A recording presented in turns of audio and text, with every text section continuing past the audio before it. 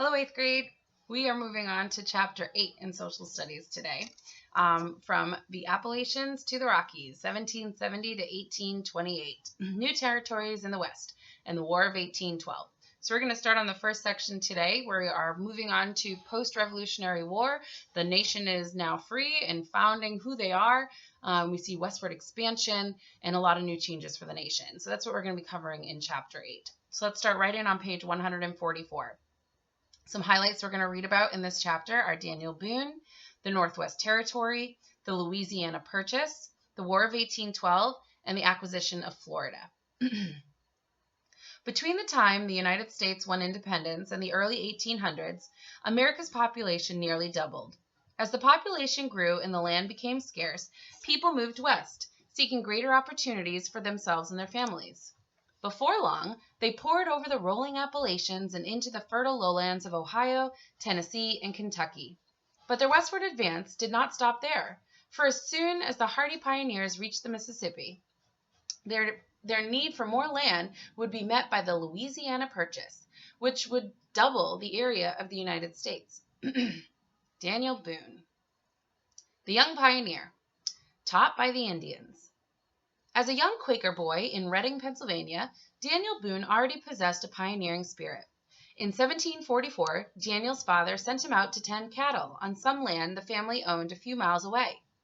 10-year-old Daniel soon discovered that Indians lived nearby. These Indians adopted him as a blood brother, teaching the young pioneer many of their hunting and woodland secrets. Tales of Kentucky. In 1750, the Boone family moved to the Yadkin River Valley of North Carolina, on the edge of the frontier. Young Daniel had gained a reputation as the best hunter and tracker in the region.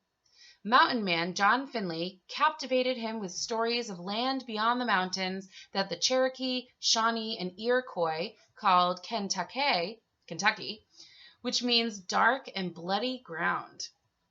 The Indians had fought many battles with each other for control of this rich hunting ground.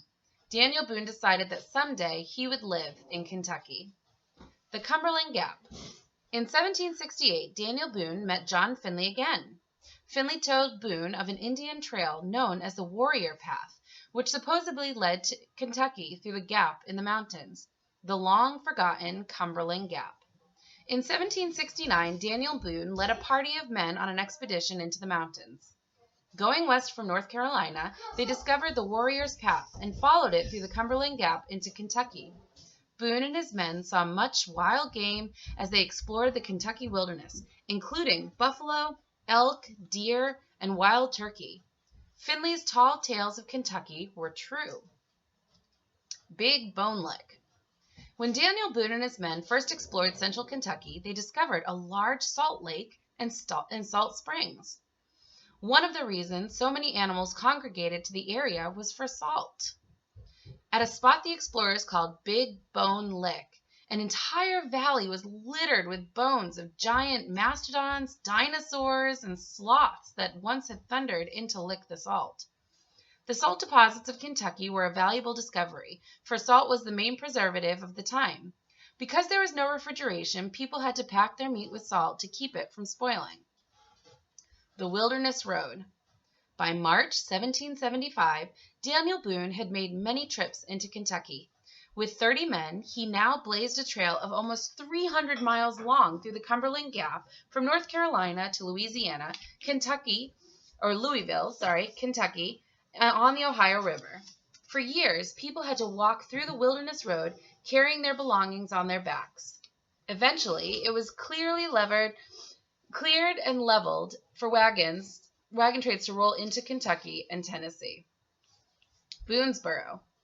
The settlement soon realized that they needed a fort to protect them because the Indians saw their settlers as a threat to their hunting grounds.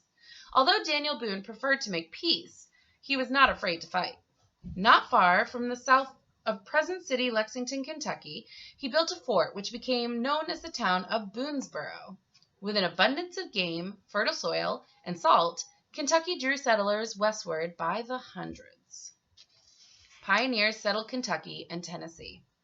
The first pioneer settlers came from many different European backgrounds: English, German, Dutch, and others. A large number of them were Scot-Irish, stocks with names like McCoy and McGee. Originally from Scotland, the Scot-Irish came to America for the section of the northern island called Ulster. Their firm belief in the Bible spurred revivals in Kentucky and Tennessee and led to the planting of many churches. The pioneers, settlers of Kentucky and Tennessee soon asked the United States to admit their territories in as United States. In 1792, Kentucky became the first frontier or western state, located west of the Appalachians, admitted by the Union. Tennessee followed in 1796. By 1800, over 225,000 people lived in Kentucky and Tennessee. The Northwest Territory. The land as far west as the Mississippi River had been won from the British in the War for Independence. In time, all of the lands north of the Ohio River became known as the Northwest Territory. The states of Ohio, Indiana, Illinois, Michigan, and Wisconsin, and part of Minnesota, would be carved out of this land. Land Ordinance of 1785. While under the Articles of Confederation in the 1780s, the Constitutional Congress passed laws providing for the orderly settlement and wise use of undeveloped lands in the Northwest Territory. The Land Ordinance of 1785 ordered accurate surveys of the land to divide it into townships 6 square miles. Each township was subdivided into 36 sections of 1 square mile each, or 640 acres. The ordinance set aside one section of each township for public education and ordered that the remaining sections be sold at public auctions. This orderly system of land division is still used today and has provided generations of farm families and other landowners the security of knowing the exact boundaries of their land. The Land Ordinance also called for the orderly transfer of land into private hands, clearly stating that most land should be owned by private individuals and not by the government, which is pretty awesome at this time because you're coming from the United States being under strict European strict British rule, and now that they're free and they're exploring and expanding westward, now they're giving land to people, or people can buy it at auction, and it's theirs. There's no government ties on it other than taxes, which get put into place later. But it's theirs. It's not government controlled, so they can use it to farm, they can use it to herd cattle, they can use it, build their homes for whatever they would like. And so this is how the towns are built. And if you go to the Midwest now, Ohio, Illinois, Chicago especially, you'll see, differing from New England, that most of those towns are built on a grid. The roads are in perfect lines. You can follow the blocks. Every 2 miles, I think it is, every 2 square miles, there's a school so that it would be walking distance from the community so kids could walk. So it was very well organized, and it's a lot easier even now because all the land plots are perfectly square, have very concrete boundary lines. Very different from here in New England. I know for my own house property, when we bought our house, the house deed had said that our property line was a nail in a tree somewhere in the woods that is no longer there. And so when you have old New England properties that were defined by rock walls or by trees or boulders or landmarks, that shifts over time. And so it's hard to tell what exactly is the border of our property. But with this new organized, orderly system of dividing land, it's a lot more organized in the Midwest. Okay. The Northwest Ordinance of 1787. As people began to settle in the Northwest Territory, they needed a plan of government. The Northwest Ordinance of 1787 was one of the few accomplishments of the Articles of Confederation. It called for Congress to administer new territories by appointing a governor and 3 judges to govern on behalf of the settlers. Once the territorial populations reached 5,000 adult males, however, the voters could elect their own representative assembly. When a portion of the territory reached a population of 60,000 persons, it could become a state, admitted into the Union, on an equal footing with the original states in all respects whatsoever. Thus, the United States had a system of ordered growth which preserved the liberties of American citizens wherever they should live in our new and growing republic. The Northwest Ordinance of 1787 made special provisions for religious liberty, the freedom of speech, and the right for trial by jury. It also prohibited slavery in the territory and called for public schools to be established, with religious instruction as part of the curriculum. Article 3 of the ordinance reads, in part, religion, morality, and knowledge of being necessary to good government and the happiness of mankind, schools and the means of education shall forever be encouraged.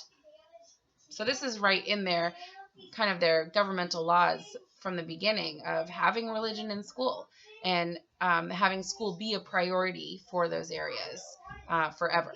And that's something that won't change. The Treaty of Greenville. Several Indian tribes in the Northwest Territory banded together to fight the white settlers in the region. In August 1794, General Anthony Wayne, a Revolutionary War hero, defeated the Indians at the Battle of Fallen Timbers near the present-day city of Toledo, Ohio. The Indians made peace in 1795 when they agreed to the Treaty of Greenville, which established a boundary line between Indian lands and the areas open to new settlement. Within a few years, almost 50,000 people had settled in Ohio.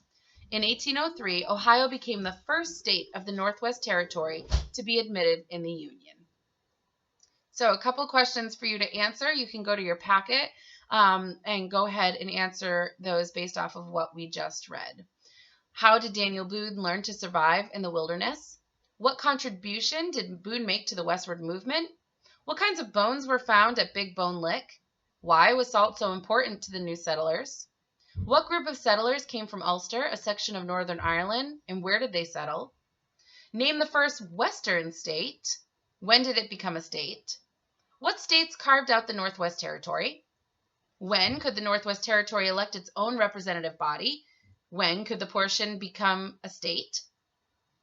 What freedoms did the Northwest Ordinance of 1787 grant? What did it say about slavery? What was to be part of the public school curriculum? What did the Treaty of Greenville establish? And what was the first state from the Northwest Territory? And a couple things to identify. John Finley, Cumberland Gap, Warrior's Path, Wilderness Road, Boonesboro, Land Ordinance of 1785, Townships, Sections, General Anthony Wayne, and the Battle of Fallen Timbers. Next time we'll move on to the next section, which is the Louisiana Purchase.